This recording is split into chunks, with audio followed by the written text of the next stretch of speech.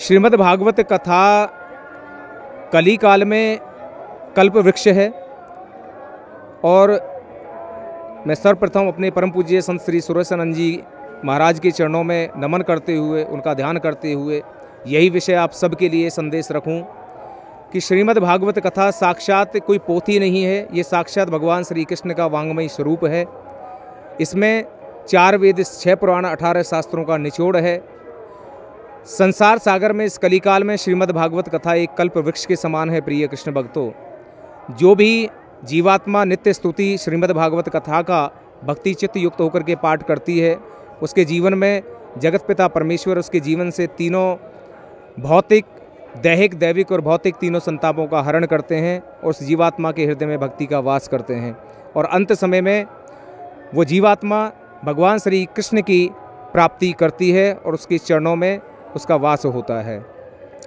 श्रीमद् भागवत कथा मूलतः प्राणी मात्र के कल्याण की और प्रत्येक प्राणी मात्र के प्रश्न का उत्तर निहित है। श्रीमद् भागवत कथा के अंतर्गत विलग विलग व्यास गादी से व्यास जी महाराज अपने अपने अनुभव व्यास गादी से रखें, लेकिन मैंने जितना पाया अपने सदगुरुदेव जी महाराज से, संत श्री सुरेशानंद जी महाराज से, कि श्रीमद् भागवत कथा साक्षात मनुष्य के, प्राणी मात्र के तीनों संतापों का हरण करने वाली है।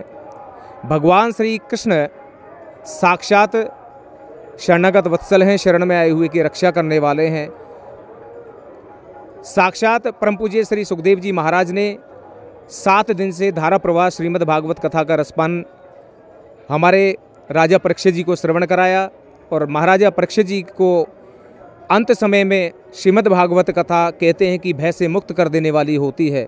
और बस मैं अपने श्रीमुख से साक्षात बड़े गोपाल महाराज के चरणों में साक्षात प्रणाम करते हुए, साक्षात ब्रजबंधु महाराज के चरणों में नमन करते हुए, आप सभी संत महात्माओं के चरणों में नमन करते हुए यही भाव अपने अंतकरण में लेकर के चलूं कि जगत पिता परमेश्वर, अखिल ब्रह्मांड नायक, त्रिगुण स्वरूप ब्रह्मा विष्णु सदाशिव, ब्रह्मा जी सृष्टि की रचना करने वाले, विष्णु जी जगत का पालन करने वाले और भगवान देवादिदेव महादेव भगवान शिव संहार करने वाले हैं।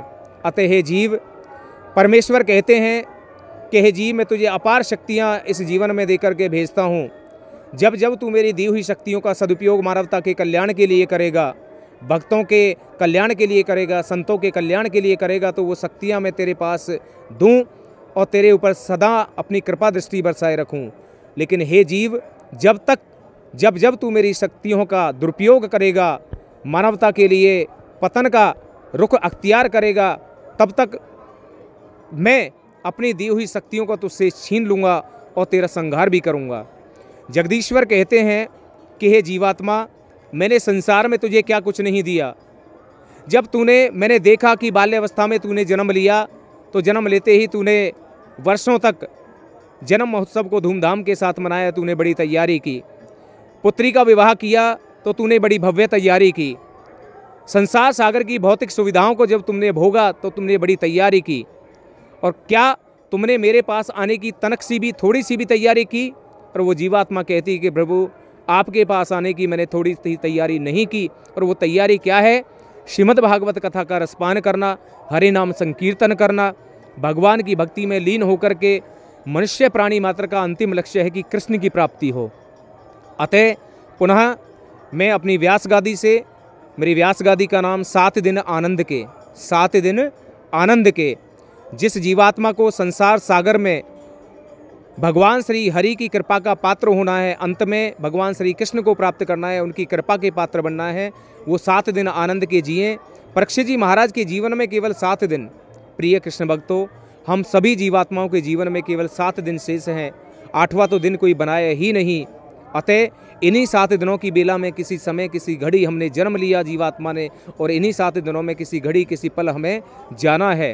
अतः पुनः मैं मेरी व्यास गादी से संपूर्ण आए हुए सभी संत महात्माओं को नमन करते हुए, इस महान कुंभ महोत्सव में, श्री वृंदावन धाम में आए हुए सभी भक्तजनों को नमन करते हुए कोटि कोटि साधुवाद करूं कि प्रभु आपके जीवन के तीनों संताप, दैहिक, दैविक और भौतिक तीनों संतापों का हरण करें और आपके घट में, आपके हृदय में भक्ति का वास करें। बोलिए वृंदावन बिहारी लाल की जय।